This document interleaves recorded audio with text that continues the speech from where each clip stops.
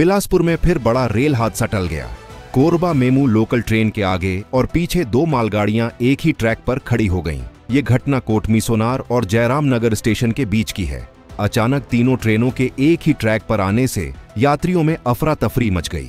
कई लोग ट्रेन से उतर गए। हालांकि रेलवे ने कहा कि यह ऑटो सिग्नलिंग सिस्टम की रूटीन प्रक्रिया है, घबराने की जरूरत नहीं।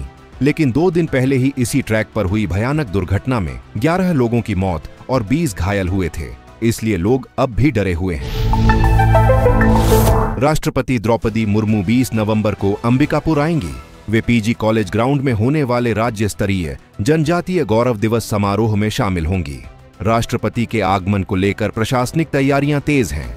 प्रमुख सचिव सोनमणि बोरा ने गांधी स्टेडियम और कार्यक्रम स्थल का निरीक्षण कर सुरक्षा, हेलीपैड और व्यवस्था की समीक्षा की। कार्यक्रम में करीब 1 लाख लोगों के शामिल होने की संभावना है। यह पहली बार होगा जब राष्ट्रपति मुर्मू सरगुजा द्वारे पर आएंगी। इससे पहले यहां देश के पहले राष्ट्रपति राजेंद्र प्रसाद आए थे।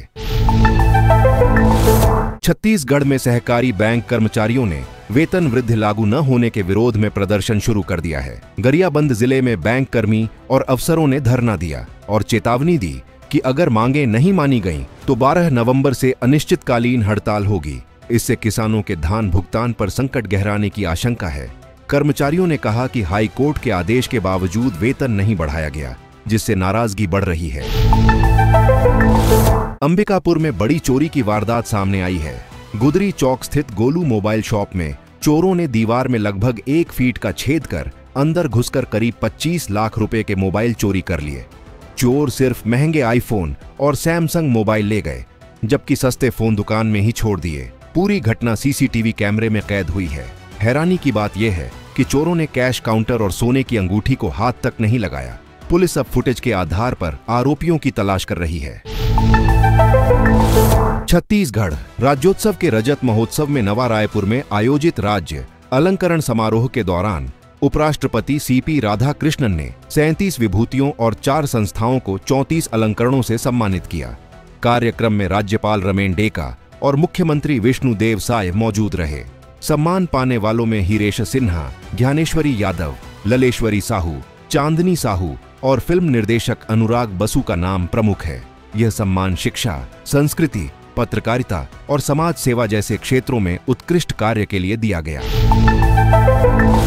छत्तीसगढ़ में एसआईआर सर्वे की निगरानी के लिए कांग्रेस ने नई मॉनिटरिंग कमेटी बना दी है। पूर्व मंत्री मोहन मरकाम को संयोजक और धनेन्द्र साहू व रविंद्र चौबे को सह संयोजक बनाया गया है। हर लोकसभा क्षेत्र में एक नेता को जिम्मेदारी दी गई है। वहीं कांग्रेस ने एसआईआर अभियान को लेकर पारदर्शिता की मांग की है। प्रदेश अध्यक्ष दीपक बैज ने कहा कि मतदाता सूची की जांच के लिए दी गई 1 महीने की अवधि बढ़ाई जानी चाहिए, ताकि कोई मतदाता छूट न जाए।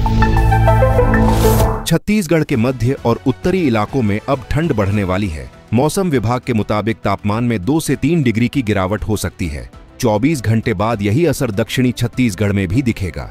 उत्तर से ठंडी हवाएं चलने लगी हैं, जिससे सुबह शाम ठंड का असर बढ़ेगा। विशेषज्ञों ने चेतावनी दी है कि ऐसे मौसम में मलेरिया फैलने का खतरा भी बढ़ सकता है। राज्य में दिन में हल्के बादल रहेंगे, लेकिन बारिश की संभावना नहीं है। मौसम विभाग के अनुसार आने वाले दिनों में रातें और ज्यादा ठंडी होंगी, इसलिए गर्म कपड़ों का इस्तेमाल जरूरी होगा। रायपुर में मतदाता सूची के सत्यापन के लिए एसआईआर सर्वे शुरू हो गया है। सांसद बृजमोहन अग्रवाल ने कहा कि अगर सर्वे ईमानदारी से हुआ तो रायपुर में करीब 1 लाख फर्जी वोटरों के नाम हट जाएंगे। ये वे मतदाता हैं जो रायपुर छोड़ चुके हैं या जिनकी मौत हो चुकी है। निर्वाचन आयोग ने जनता से अपील की है कि वे अपने नाम और पते की जांच कर लें, ताकि मतदाता सूची पूरी तरह सही और पारदर्शी बन सके।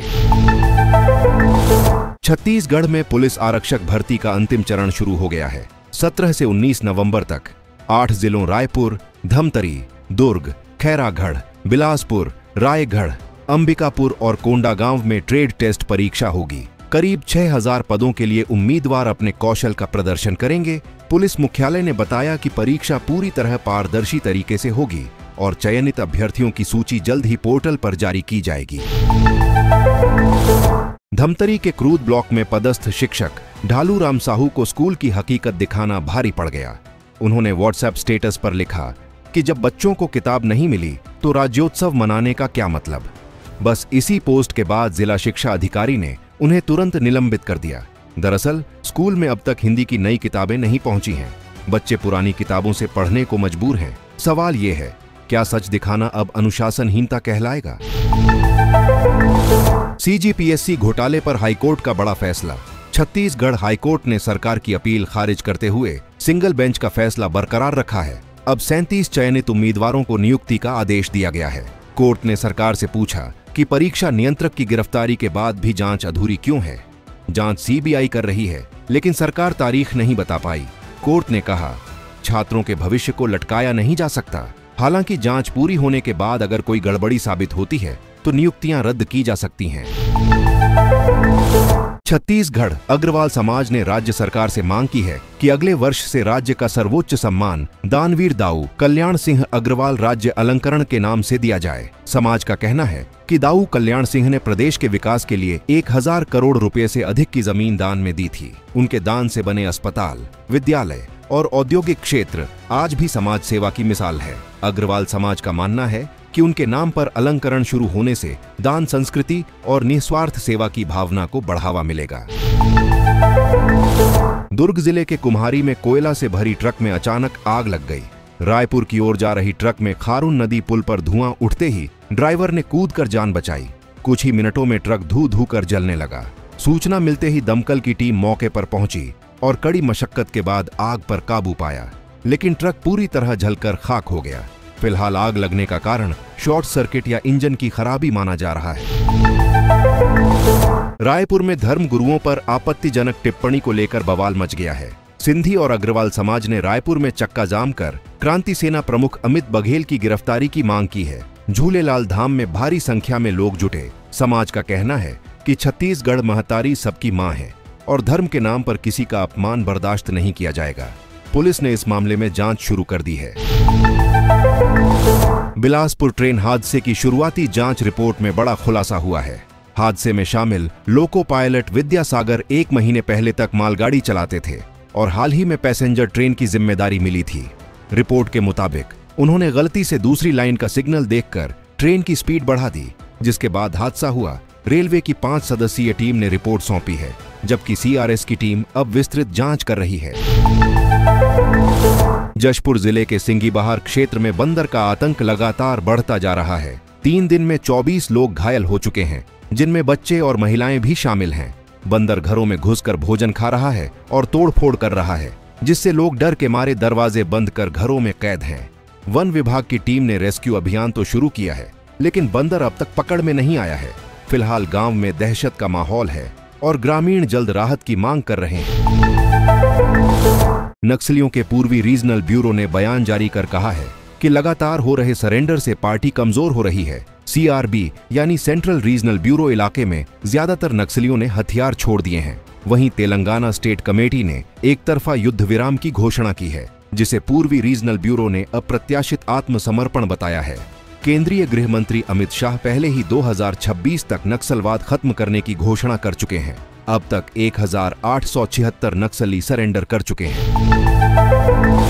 सरगुजा जिले के बतौली क्षेत्र में 3 दिवसीय चंगाई सभा के दौरान हंगामा हो गया। हिंदूवादी संगठनों ने आयोजन को धर्मांतरण की साजिश बताते हुए विरोध किया। मौके पर पहुंचे एसडीओपी और तहसीलदार ने बिना अनुमति हो रहे आयोजन को बंद करने का आदेश दिया। बताया गया कि सभा में करीब 500 लोग जुटे थे और बाहर से पादरी बुलाए गए थे। प्रशासन ने आयोजकों को चेतावनी दी है कि भविष्य में बिना अनुमति ऐसे कार्यक्रम न करें। रायपुर के कुरा इलाके में फार्म हाउस के अंदर एक शादीशुदा महिला से गैंगरेप का मामला सामने आया है। आरोपियों ने महिला को उसके बॉयफ्रेंड से पैचअप करवाने के बहाने बुलाया और कोल्ड ड्रिंक में शराब मिलाकर पिला दी। बेहोश होने के बाद दोनों ने उसके साथ दुष्कर्म किया। महिला 2 बच्चों की मां है और रायपुर में रहती है। पुलिस ने एक आरोपी आशीष जोशी को गिरफ्तार कर लिया है, जबकि दूसरा रूपेंद्र साहू अभी फरार है।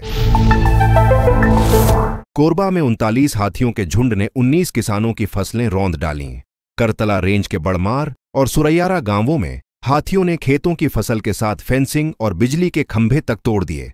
ग्रामीणों का कहना है कि हाथियों का दल कई दिनों से इलाके में घूम रहा है, जिससे लोग रात भर जागकर खेतों की रखवाली कर रहे हैं। वन विभाग की टीम मौके पर पहुंचकर ग्रामीणों को सतर्क कर रही है और नुकसान का आकलन किया जा रहा है। खैरागढ़ जिले में 17 लाख की इनामी महिला नक्सली कमला सौडी ने 14 साल बाद हथियार डाल दिए हैं। कमला, जो सुकमा की रहने वाली है, माओवादी संगठन से साल 2011 में जुड़ी थी और 3 राज्यों में सक्रिय थी। पुलिस बलों पर हमले की प्लानिंग में भी शामिल रहती थी। आत्मसमर्पण के बाद उसे शासन की नीति के तहत 50,000 रुपये की प्रोत्साहन राशि दी गई है। पुलिस का कहना है कि सरकार की विकास योजनाओं और सुरक्षा बलों की पहल से अब नक्सली मुख्यधारा की ओर लौट रहे हैं।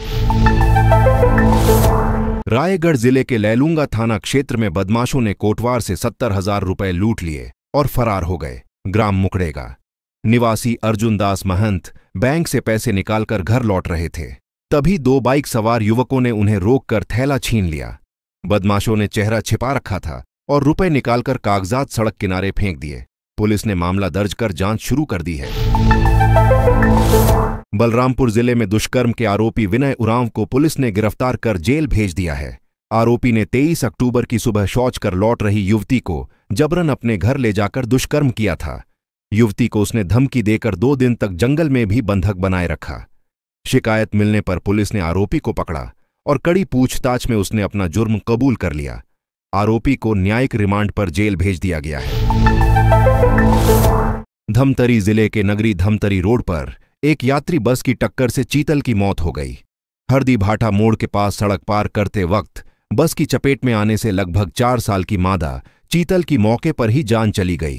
सूचना मिलते ही वन विभाग और पुलिस की टीम मौके पर पहुंची। चीतल के शव को रेंज कार्यालय ले जाया गया, जहां पोस्टमार्टम के बाद उसका अंतिम संस्कार किया जाएगा। यह इलाका वन्यजीवों के लिए संवेदनशील माना जाता है।